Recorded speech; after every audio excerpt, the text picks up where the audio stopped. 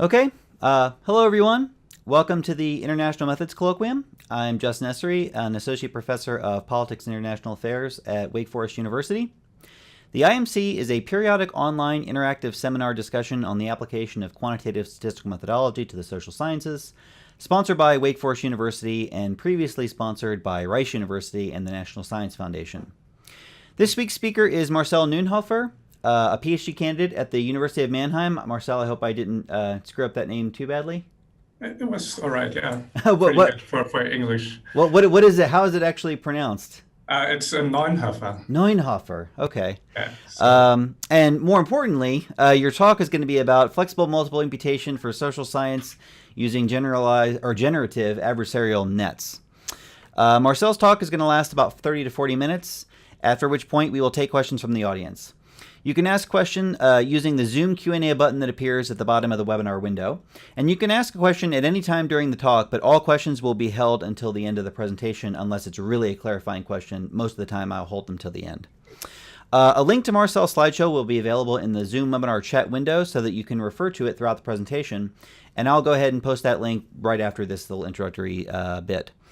And now I'd like to welcome Marcel Neunhoeffer to the International Methods Colloquium. Welcome. thank you for the introduction, Justin. I'm really excited to be here today.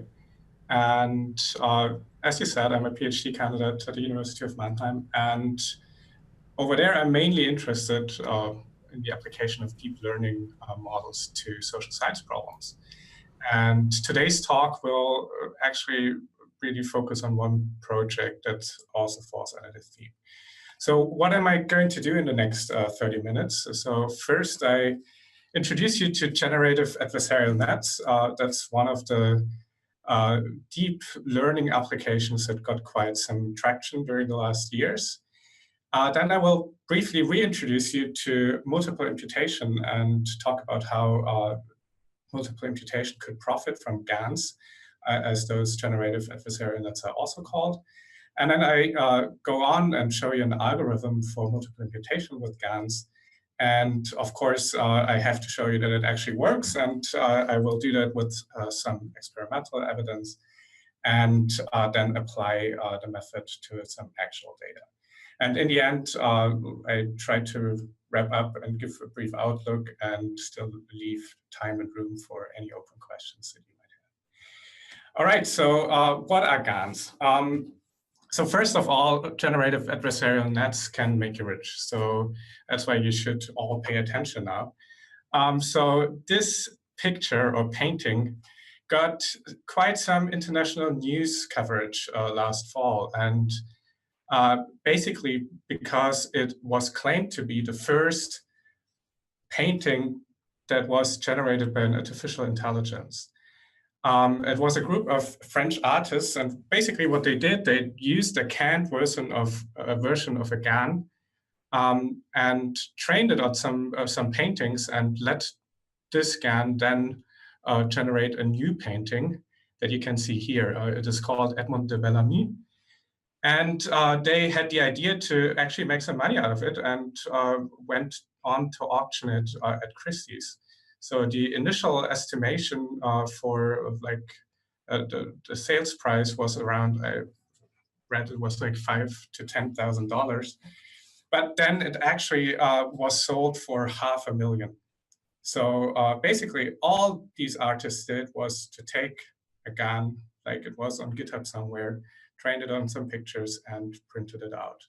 And if you can do that, you can get rich. However, that's not what I want to do. I want to apply it to actual social science problems. So let's briefly get into the history of the GANs. So they were first introduced by a group of 8 researchers from Montreal, Canada in 2014. And basically, they theoretically show and prove that the setup of a GAN allows it to sample from arbitrary joint continuous distributions. And how does this work? At its core, a GAN is a minimax game with 2 competing actors. One is a discriminator that is always trying to tell real from synthetic or fake samples, and a generator that produces realistic synthetic samples from random noise. Formally, this can be written as something that many of you might have seen in game theory, or also in maximum likelihood estimation. So basically, that's the formula here. And if you go back and look at the picture, the painting, that's also the signature they used on that painting. Some things to note in this formula is that P data X is the distribution of the real data, so the underlying distribution of the data. And X, our training data, is a sample from that data. So that's the assumption that we make, that our training data actually is a sample of the true underlying distribution. On the other hand, the generator network takes random noise as input from some probability distribution.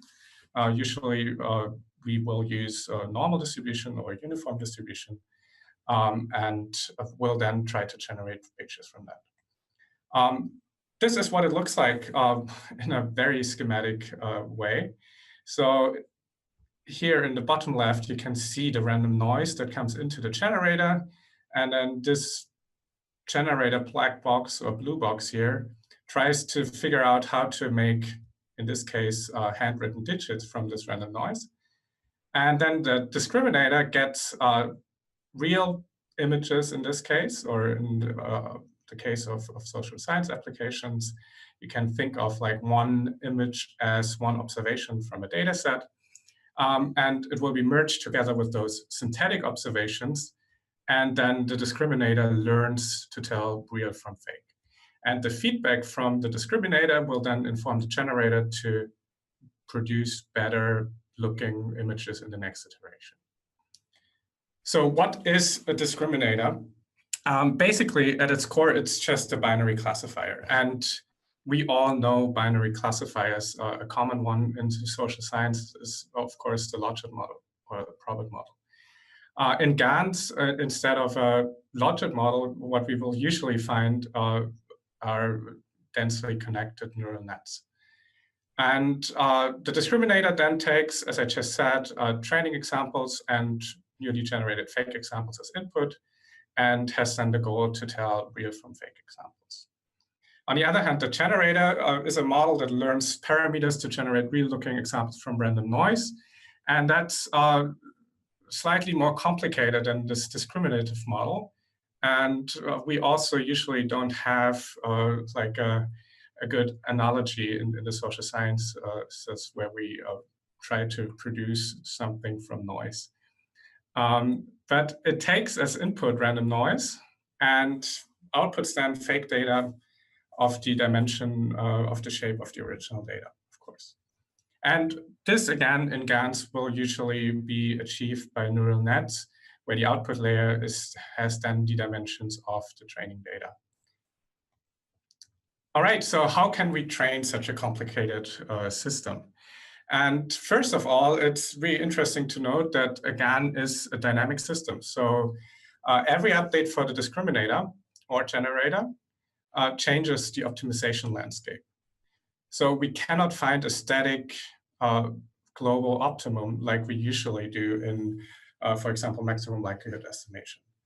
The goal instead is really to find an equilibrium between the generator and the discriminator.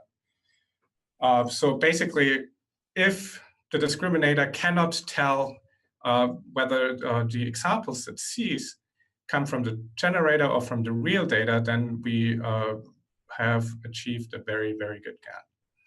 And how do we do that? So we usually train it iteratively. So we've updated the discriminator weights, then the generator weights, then the discriminator weights again, then the generator weights again, and so on, with some form of mini batch stochastic gradient descent and backpropagation there. In practice, however, those theoretical results are nice, but in practice, it is often hard to determine when an equilibrium between the two networks is actually reached. However, as we have seen, sufficiently good generators have really proven to be powerful enough to produce impressive results like paintings and draw from like underlying distributions that we previously like really couldn't actually draw from. All right, so how can this be linked to multiple imputation. So in theory, as I said, GANs can learn arbitrary complex joint distributions, and in practice, they are good enough to actually sample from complicated distributions. And a straightforward application, actually, where we might want to have this capability to draw values from some distribution that is unknown prior to before we start our imputation, for example, is, of course, multiple imputation. So let me reintroduce you to multiple imputation a bit, because like it's good to go over that to then understand where the GAN comes in. The idea of multiple imputation was first introduced in the late 70s by Don Rubin, and it really gained some traction in the last decade or 2 decades, and is thankfully now widely applied in the social sciences. Still, there is some debate over the pros and cons of multiple imputation. There's a debate in political analysis, basically from 2016 to 2018. And there they mainly talk about what happens if the assumptions about the missingness mechanism do not hold. The imputation model for multiple imputation could be literally any model to fill in missing values. The multiple in the multiple imputation comes from the fact that we want to reflect the imputation uncertainty, and to that end we create M multiple completed data sets and analyze them separately. The results of those M analyses are then usually combined according to Rubin's rules, where the point estimate in the end is just the average of the point estimates from the M analyses, and the uncertainty, the standard errors, have to reflect the within variance within each of those M data sets or analyses, and the across variance across those M analyses. All right, those are some terms that you will often see when you talk about multiple imputation. It's about the missingness mechanisms and the data matrix and missingness matrix. And I will briefly look at those 2 matrices. So D is just a data matrix that we usually have as social scientists, where we have observations in rows and variables in columns. And unfortunately, often we have missing values, NAs, for some of the cells. And we cannot use those with our standard statistical procedures. The data, of course, has another important attribute, and that's the matrix M here. Basically, we also have information, of course, about where missing values and where observed values are. So I use the matrix M here such that it contains a 1 for every observed value and a 0 for a missing value. And so how do we multiply impute so far?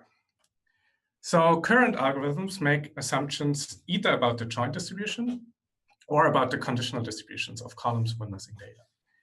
And software packages or approaches that many of you might know are Amelia 2. And Amelia 2 makes the assumption that the data is jointly multivariate normal, or the MICE package, or MI, which both model conditional distributions. Briefly, how Amelia works here, basically, we assume that the data, as I said, is multivariate normal. And then all we have to do is to estimate the mean vector and the covariance matrix of this distribution. And this is done using the so-called expectation maximization algorithm with bootstrapping. On the other hand, MICE takes a slightly different approach. It models all the conditional distributions of y1 to yp, conditional on all the other variables in the data set. And then the vector of unknown parameters, that's the theta1 to theta p up there, is estimated iteratively, usually starting with the column with the least missing values, and then the values are filled in, and then we move on to the next column, and then we do this until some convergence. So if we compare those 2 approaches, for Amelia, the choice of the distribution is a really strong assumption. And there's other multivariate normal approaches out there, and they have to assume that the data comes from a multivariate normal distribution. For mice, the specification of the conditional distributions is really key and requires a lot of input and a lot more input than Amelia 2, in fact, from the imputer. And if the assumptions are met, however, both models provide accurate imputations. However, in the research practice, we usually do not know ahead of time whether the assumptions are met, right? So which interactions to include, are there any interactions in the data set, and all of that. And that's where generative adversarial nets come in. So I depart from the standard GAN in a way that for imputation, I usually want to sample only imputations for missing values from the underlying joint distribution and not complete observations.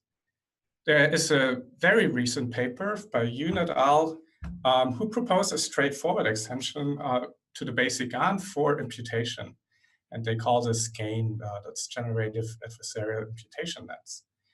And in their framework, the generator is trained to only generate imputations for missing values instead of entire observations, exactly what we want.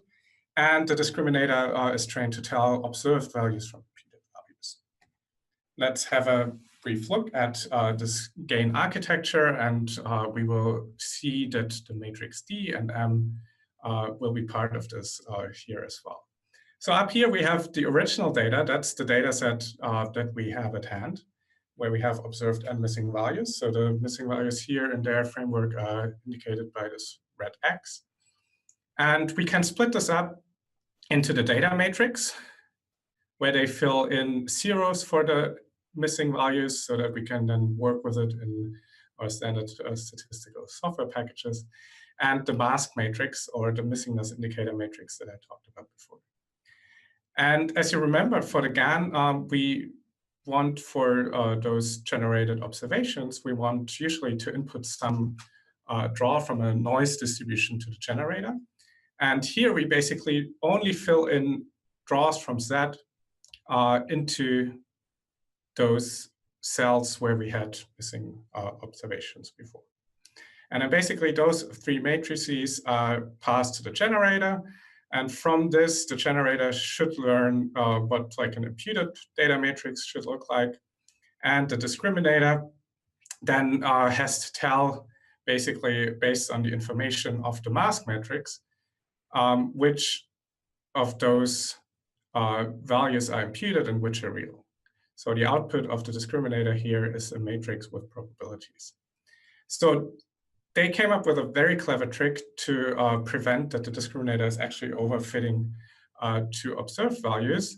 And they do that by randomly setting the label of some of the observed values to 0 for some of the training iterations.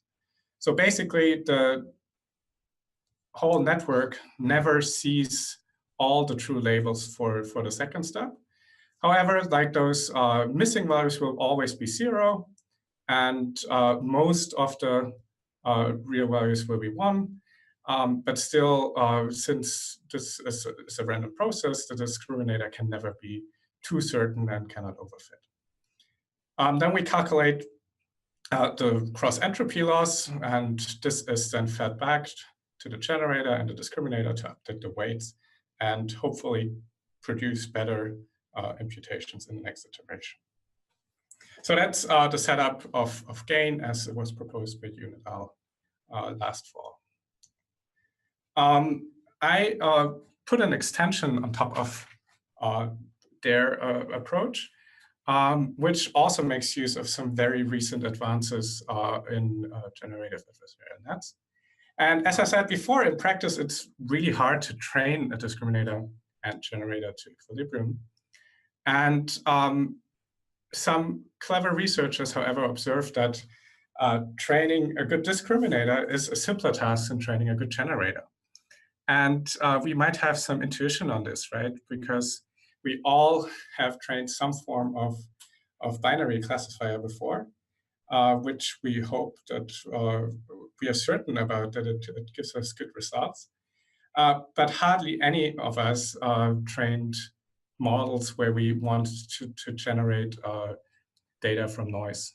And in fact, that's not because we do not have use for such models, but because it's also a much harder task than training like a discriminative model.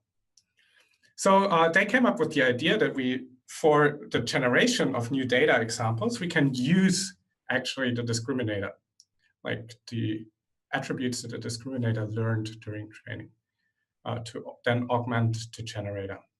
And so they basically implement a simple Metropolis Hastings sampler, such that the proposal scores are based on the discriminator scores.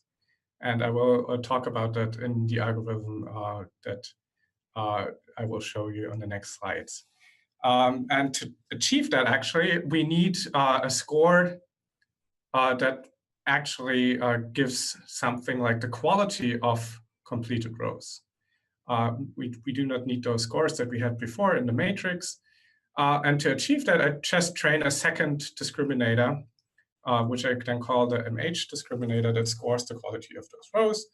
And then it is possible to draw multiple imputations from the distribution of the data, even without a perfect generator. So let's put it all together and briefly go through the algorithm of MH gain here.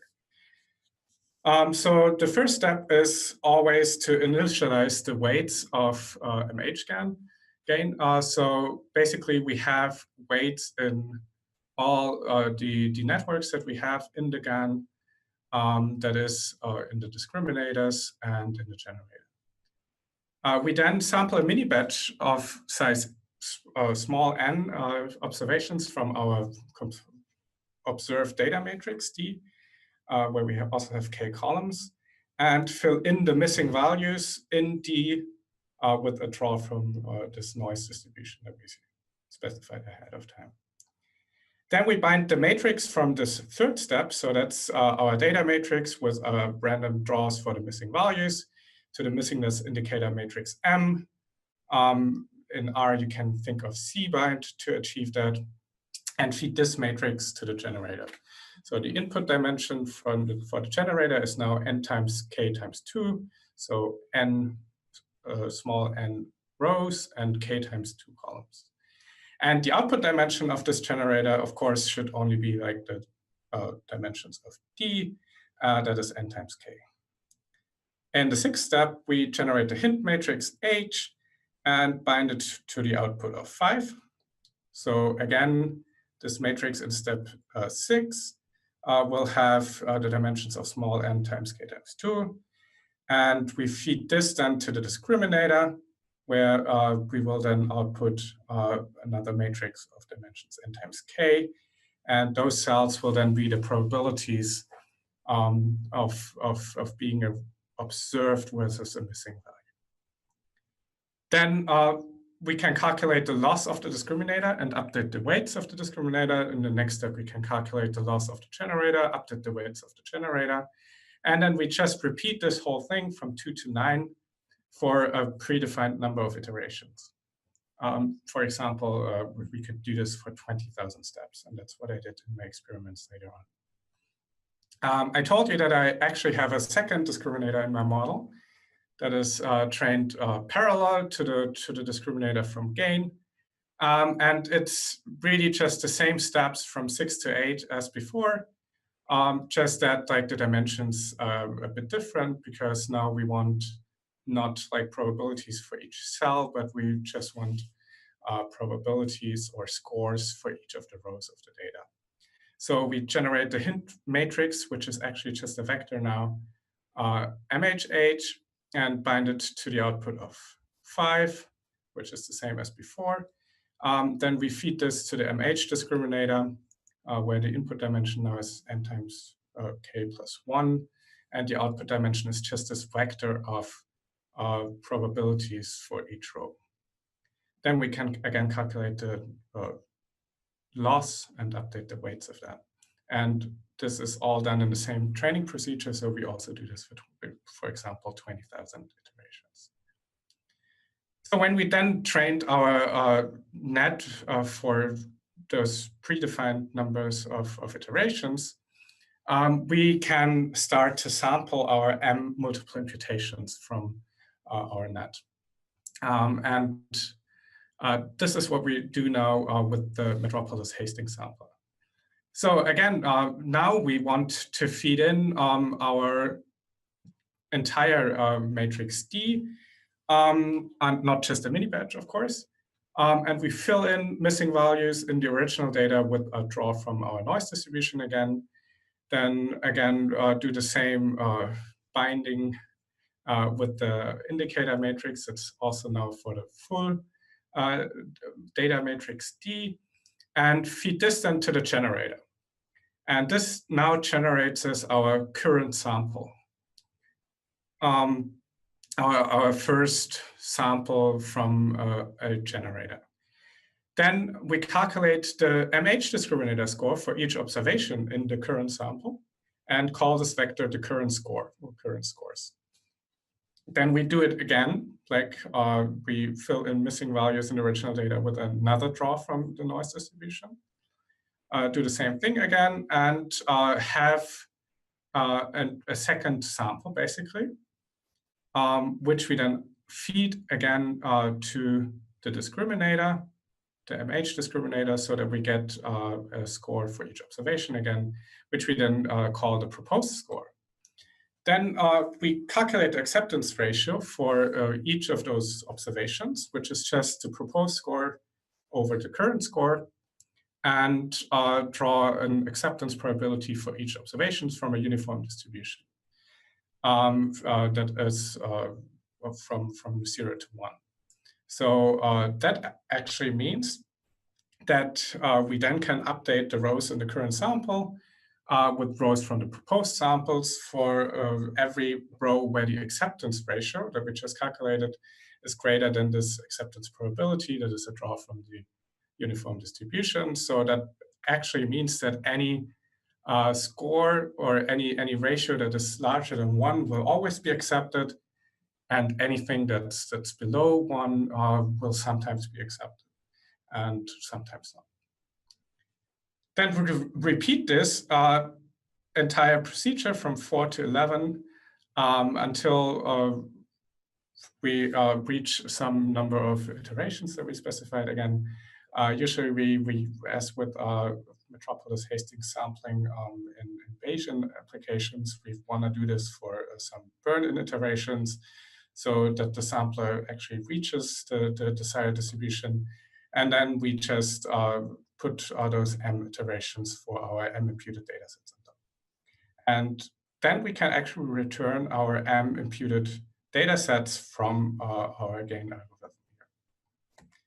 All right, so let's see how this works in practice. And let me start with some experimental evidence on a toy data set. So this is the toy data set that I set up. And it's very simple, but still could be a data set that we sometimes have at hand in the social sciences. It's a data set with 5 columns, 5 variables, and 1,000 observations. And it contains the following variables. That's first y, so our dependent variable that has the following relation to x1 and x2, where like the intercept is 0, beta 1 is 0, the coefficient for x2 is 20, and an interaction of x1 and x2, where the coefficient is 10, and some random noise, of course. x1 is just a draw from a standard normal distribution. x2 is, comes from a binomial distribution, where the p, the parameter for the distribution, is 0.5. So we have about an equal number of zeros and ones. Then we have an auxiliary variable that's not part of the model, x3, that also comes from a standard normal distribution, and another variable x4 that's also not part of the model, but will be very interesting later on. That comes from a mixture of 2 normals, where one is centered around -50 and the other around 50, with 2 different variances as well. So then we have to induce the missingness. so that we can actually do an imputation here. And x3 is always fully observed, and 19% of y and x4 are missing completely at random, and 7% of x1 and x2 are missing at random, depending on values of x3 here. And then, of course, the goal is to recover those coefficients in the regression of y on x1 and x2 with the interaction term. And I ideally also want to recover the bimodal mixture of normals of our fourth variable x4 here. All right, so let's see what would happen with naive Amelia. It's a bit unfair, I know, but like with naive Amelia, I mean that I do not include the interaction term in the imputation model. And this is something that could happen actually in actual research situations, because we usually just don't know what interactions are present and which are important. So this is what would happen with naive Amelia. So the intercept is still pretty good. So this is after doing the imputation on 50 data sets that come from this data generating process. So this gives us the sampling distribution, or the distribution of coefficients from those imputation procedures. So the intercept is still pretty good. Our beta 1, the coefficient of x1, is unfortunately biased upwards for by a lot for Amelia.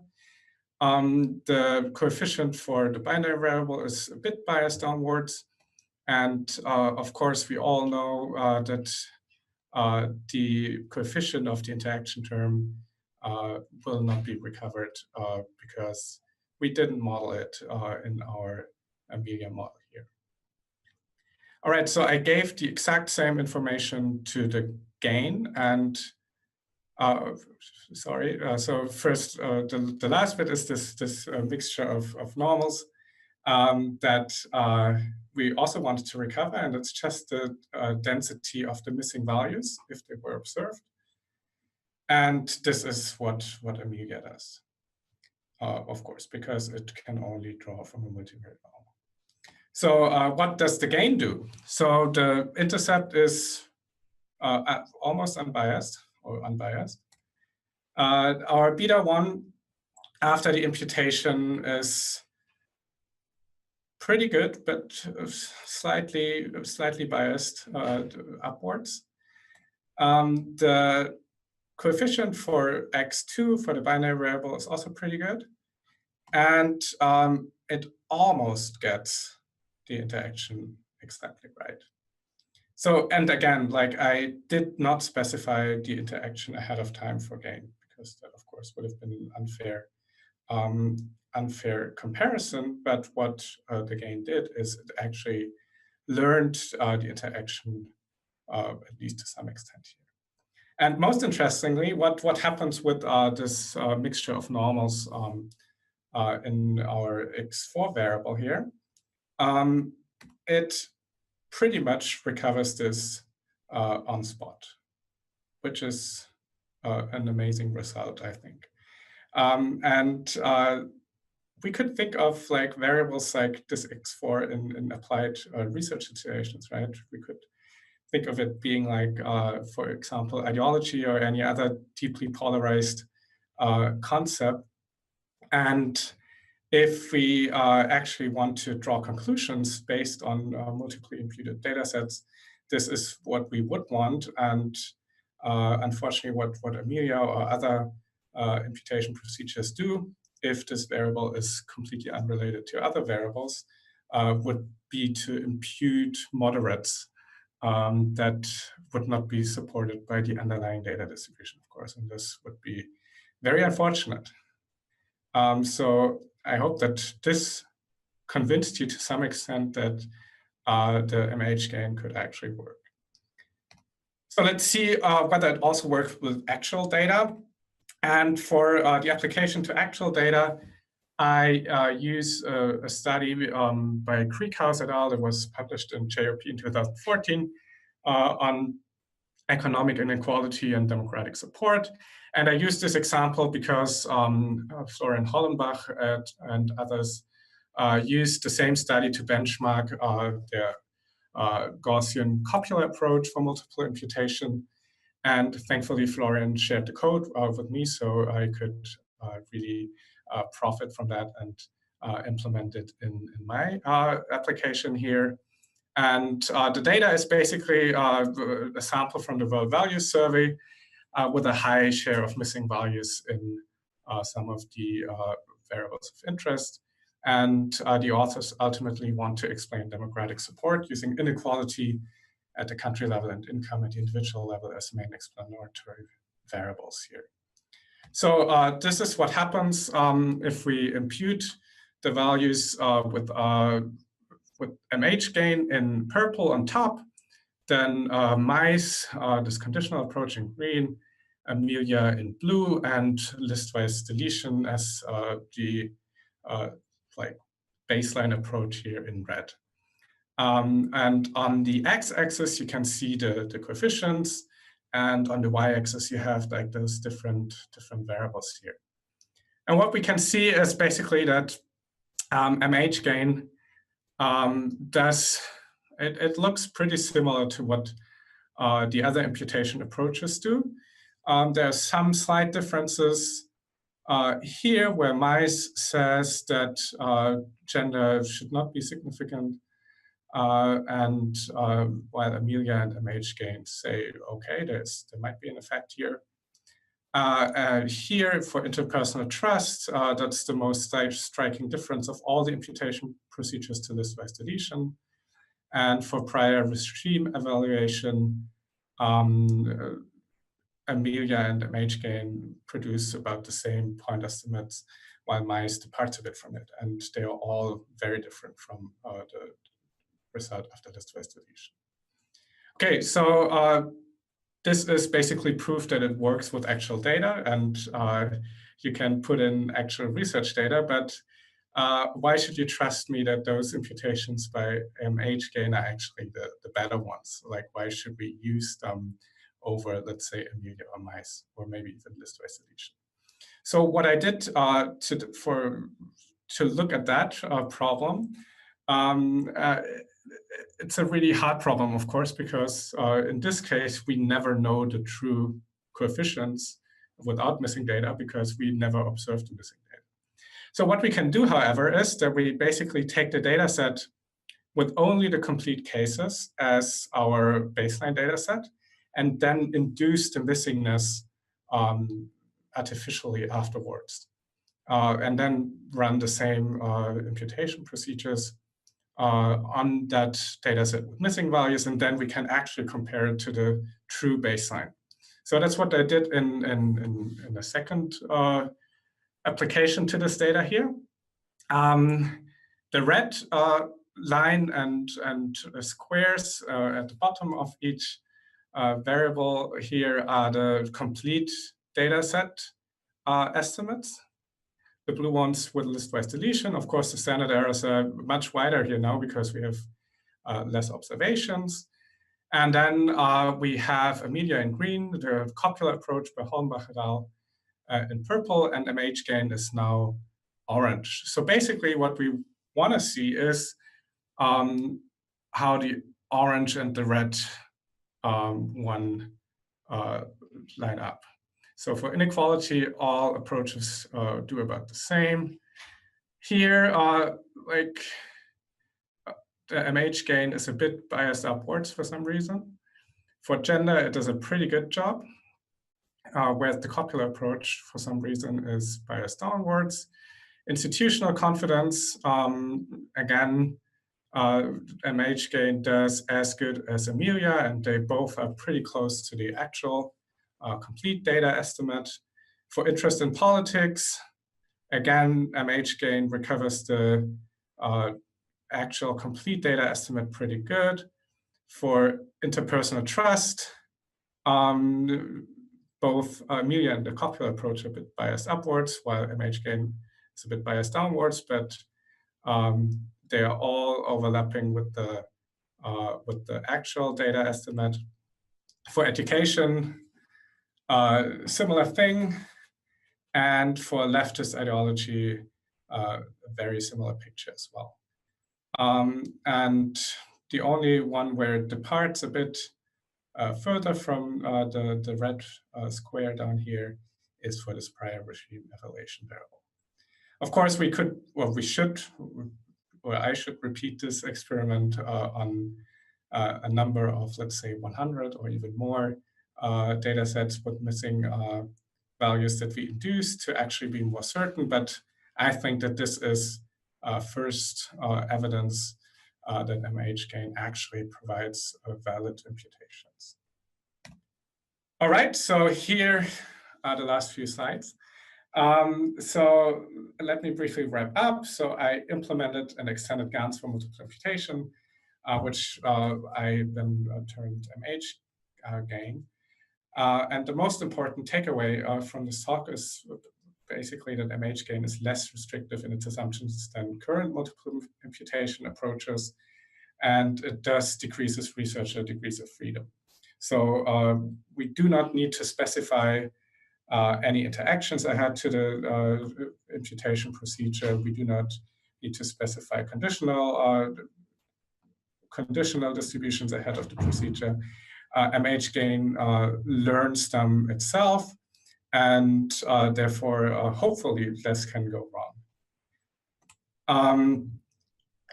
A brief outlook, because I mentioned it in the abstract, MH gain can also be extended to work with time series data. And all that I did to achieve that for first experiments is to change the networks and the generator and the discriminator to also account for the time-dependent structure of the data. So basically, you swap out the networks in there with like recurrent neural nets or long short-term memory modules that some of the viewers might know from natural language processing as well.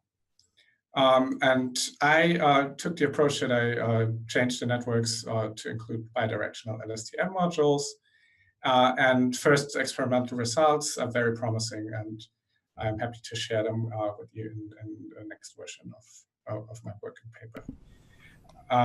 And here is the last slide, actually, with some open questions. So the first open question is, because we don't know when an equilibrium is reached, we don't know when to stop gain training. And this is an open question that is not resolved yet, and maybe some of the viewers have ideas on whether we can learn something from how other multiple imputation algorithms stop early and how this could inform our gain training. And then open questions are, of course, your questions that I'm looking forward to answer in the Q&A session now. So thank you for watching. Oh. All right. Thank you, Marcel, for that presentation. At this point, Marcel Neunhoeffer is available to take questions from the audience. You can ask a question using the Zoom Q&A button that appears at the bottom of your webinar window. And I'll get us started with some questions. So I have quite a few, actually. Let me just start with this one. So you've got a method that's designed to essentially fill in the missing values as best it can, and the way we know it's doing a good job is because the discriminator is not able to tell the difference between imputed observations and regular observations, right, and full complete observations. And the immediate thing I thought about was, if you're able to do that, it seems like you have a model of the data generating process, right? Yeah. This is a little bit like having a test set and a training set. And you know your model is good when it's doing a good job of predicting observations in the test set using training data. And it wouldn't be too terribly difficult to think about basically taking the exact same approach and discriminating between test data and training data, something like that. You can sort of imagine that kind of approach. And I know a little bit about neural networks. I know a little bit about machine learning, but I don't know much about gain. So my question is this something people are doing in this area? And if not, why is that not a good idea? So to rephrase the question, so basically you're suggesting to test the discriminator on some external test data as well. Yeah, it's like a cross-validation procedure. You extract test data from the set. Yeah, yeah. I've seen this. This is actually done, and it seems also like a good idea, right? So that you can actually learn something about more about the behavior, and can be certain that you're not just overfitting to the training data. So I think that's actually a good idea. However, why it's often not done, I guess, is because in those usual GAN applications, prediction is not really the goal. What they want to achieve is realistically looking pictures or paintings, and usually we have some sense of when a picture or at least a handwritten digit looks good, such that they usually probably don't need it. But actually, that's a very good idea in the context to implement it in the context of gain. So just to keep some of the complete rows, for example, leave them aside and then check how good it would do in those if missingness was introduced to those. Is there a distinction between missing values on the dependent variable and missing values on the independent variable? I know this is something that often comes up in multiple imputation. So far, I do not make a distinction here, but of course, the same things that I discussed in the literature with other approaches also would apply here. However, I think if you know what your analysis model could potentially be, and if you have missings in the dependent and the independent variables, I think it would still be a good idea to include both in the imputation model. But hopefully you don't have missings in any of the variables in the first place. Yeah, that'd be nice. We have a question from the audience. I have some more questions, but I'd like to privilege the questions from the audience.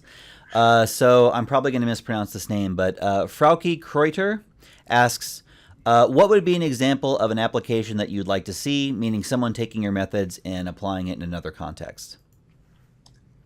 Yeah, I would like to see how it performs on some of those problems that have been used, where other multiple imputation approaches have been used before. Basically, to see whether it makes a lot of a difference, or whether maybe it's not like an exercise that we should further go into. But I, of course, hope that actually it makes a difference in some situations. And I guess the biggest difference it makes is that it really takes off some weight off the shoulders of the researcher of thinking of the perfect imputation model ahead of time.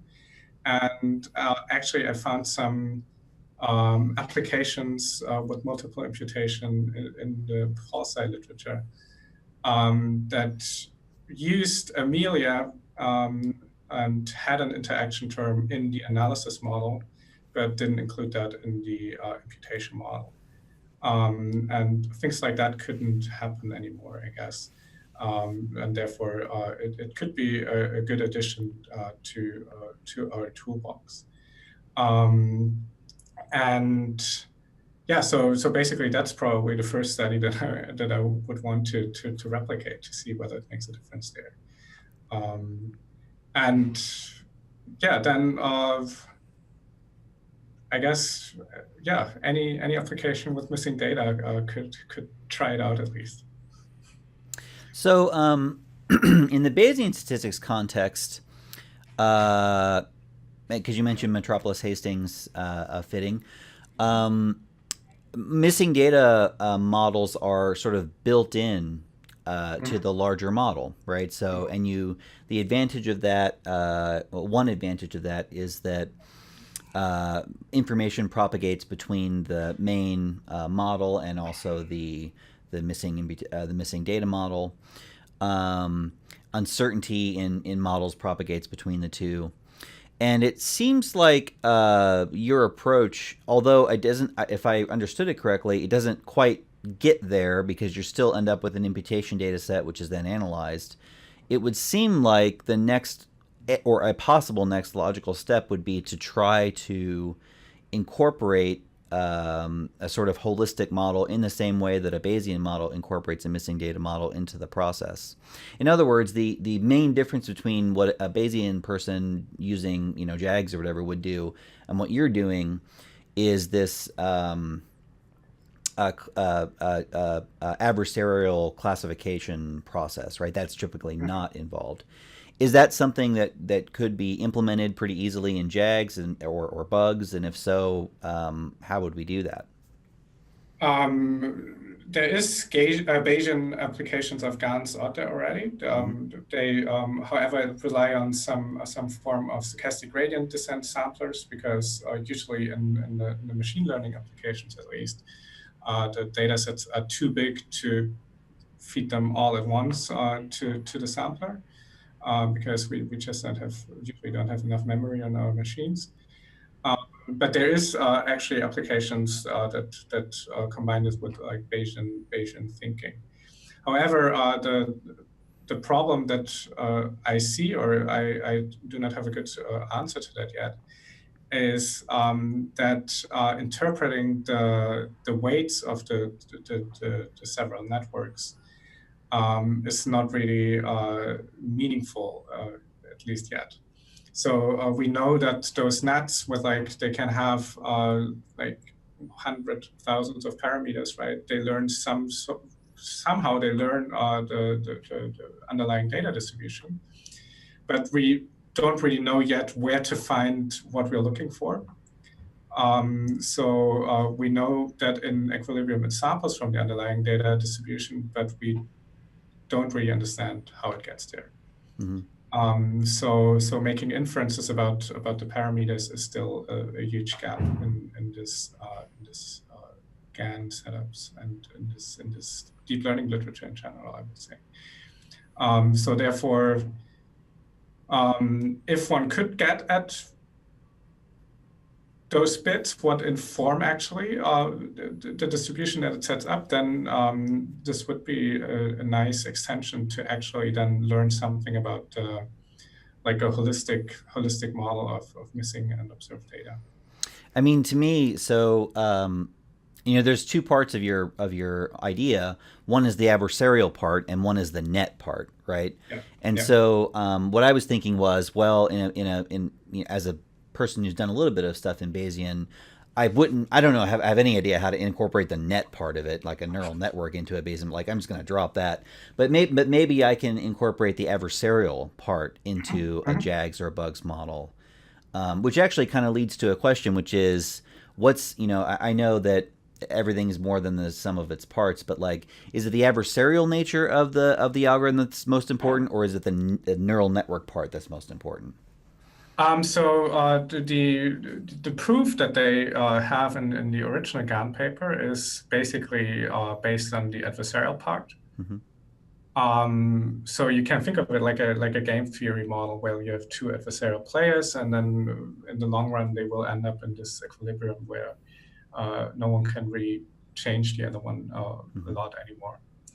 However, the assumption that they then have to make is that the discriminator and the generator, those two players in this adversarial model, are arbitrarily capable of learning things, right? So basically, that's where then the nets come in, because neural nets have a lot of capability to learn very high level structures of the data, and then the combination of those two basically makes it possible. So the assumption that it hinges on is that both the discriminator and the generator have enough capability to actually learn the high level structure of the data set. However, I guess if we do not need all the higher level interactions of the structure, it probably would. It would be interesting to see how like an adversarial like model with like let's say a logit or a Bayesian implementation of a logit and some form of a simpler generative model would interact and what they could achieve. Yeah, because you're exactly right. It's the unanticipated nonlinearities and interactions is where the neural network is going to really shine. But that's only part of the issue, right? Right. There's also the sort of discriminative capability just generically. Well, so I have one last question for you, and it's a meta question. So you presented a whole bunch of different multiple imputation techniques. There may be some graduate students or some faculty members watching this thinking to themselves, all right, now I've got some IR data from the quality of government data set or something. What am I supposed to do with this? Right? Am I supposed to run mice? Am I supposed to run Amelia? Am I supposed to run them all and then just report them all? Like, what do you recommend for someone who's just approaching this from a practitioner's perspective? So from a practitioner's perspective, So basically, you need to make good assumptions about your data and about your missingness mechanisms. So first of all, what we always have to assume is that the data is missing at random, right? Because if we do not have information how the missings generated, then like even the most powerful neural net couldn't learn anything about the missing lines. So that's the first step. So think hard about how the missings are actually generated. And then in a second step, if you can make reasonable assumptions why the data should come from a multivariate normal distribution, and reasonable assumptions about the interactions that you know that are there from previous research, for example, and include them in your imputation model, I think Amelia and the multivariate normal approach is still pretty fine, and it's fast. So if you know what's going on and how your missings are generated, that's probably the one I would suggest. However, as soon as you have doubt over how like variables might interact, and maybe you don't really know yet what kind of model you want to explore in your analysis after you have imputed data, then I would suggest the MH gain. Because then basically the situation that you impute independence, even though like the underlying data distribution is very unlikely to have independence in it, would be really unfortunate if you then draw like substantive conclusions based on that model. So as soon as you are a bit uncertain about what's actually going on in your data, I would suggest MH gain. And maybe one thing on runtime as well. So Amelia is super fast. Like Amelia, it's hard to beat. However, the MH gain doesn't take too long either. So there's 20,000 iterations on this data set, like it was about 130,000 observations and 20 variables. The 20,000 iterations took about half an hour on like a laptop, like a machine that everyone usually has access to. And then the MH sampling took about another half an hour. So in total, it was an hour for those 20 imputed data sets, which is not too bad, like considering that maybe you then have potentially better imputations. And mice on the same data set took about an hour per imputed data set. So for 20 imputations, it would be 20 hours. So it's more than competitive to mice in that example. Yeah. Well, we're out of time. So I'd like to thank Marcel Neunhoeffer for being our presenter this week. His presentation will be posted to our website shortly after this broadcast if you'd like to share this presentation with a colleague or watch it again later. I'd also like to advertise a talk coming up on February 15th. We will host Winston Chu, I hope I'm pronouncing that correctly, of Princeton University, for a talk entitled Lying on Surveys, Methods for List Experiments with Direct Questioning. You can see our website, www.methods-colloquium.com, to get information about this talk. Marcel, thanks for giving your talk today. Thank you for watching. And I hope to see everyone next week.